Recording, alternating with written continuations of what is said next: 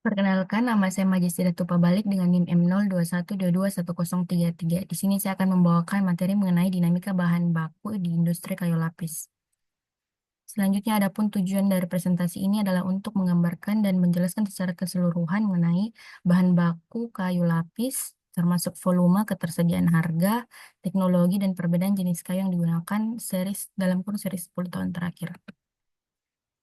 Kemudian, adapun eh, produksi kayu bulat di Indonesia yaitu dalam kurun 10 tahun terakhir dari 2018 hingga 2023 terlihat sangat signifikan perbedaannya.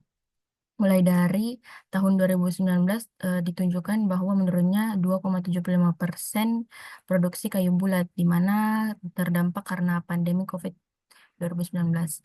Kemudian perbedaan hutan tanaman dan hutan alam bisa dilihat pada tabel, yaitu hutan alam lebih sedikit daripada hutan tanaman. Dalam 10 tahun terakhir, volume bahan baku yang tersedia untuk industri kayu lapis menunjukkan fluktuasi.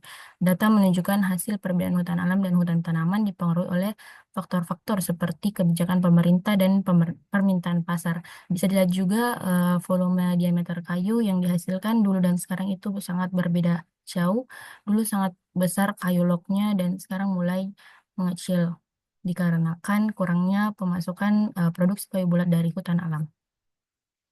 Kemudian untuk ketersediaan bahan baku di sini tantangan dari ketersediaan bahan baku yang berimplikasi pada kayu olahan yaitu produksi kayu lapis yaitu keterbatasan bahan baku akibat deforestasi mengakibatkan banyak usaha yang tutup yang karena disebabkan oleh tidak mendapatkan pasokan kayu.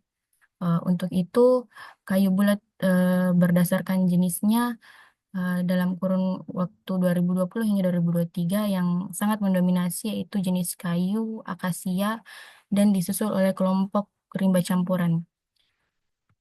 Selanjutnya, untuk harga bahan baku sudah tertera baik harga baku kayu jati, meranti, pinus, dan eukaliptus serta akasia yang paling mendominasi sekitar 400 sampai 600 dolar per meter kubik. Besarnya persentase biaya bahan baku ini dikarenakan harga kayu log yang cukup mahal disebabkan oleh pasokan bahan baku yang semakin sedikit dan perusahaan tidak memiliki hutan industri sendiri. Dan kemudian perkembangan teknologi yaitu mesin kayu lapis selama dekade terakhir itu menunjukkan tren yang menuju otomatisasi yang efisiensinya berkelanjutan yaitu sekarang sudah menggunakan remote control dari jarak jauh, tidak menggunakan mesin yang secara semi mekanis lagi.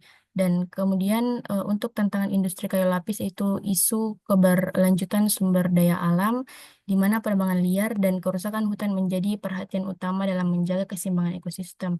Selain itu, fluktuasi harga bahan baku akibat pasokan yang tidak stabil dan permintaan global yang meningkat dapat menekan margin keuntungan produsen untuk industri kayu lapis. Selanjutnya, untuk kesimpulan kali ini, dari presentasi dinamika bahan baku di industri kayu lapis menunjukkan mengalami perubahan yang sangat signifikan dalam 10 tahun terakhir, di mana industri kayu lapis menyoroti tantangan serius yang dihadapi di sektor ini, yaitu harga bahan baku seperti jati, eukaliptus sekitar di ambang 600 dolar hingga 1.800 dolar per meter kubik, yang menciptakan ketidakpastian dalam biaya produksi meskipun teknologi yang sangat memadai, namun banyak perusahaan yang masih terjebak dalam praktek tradisional yang menghambat daya saing mereka.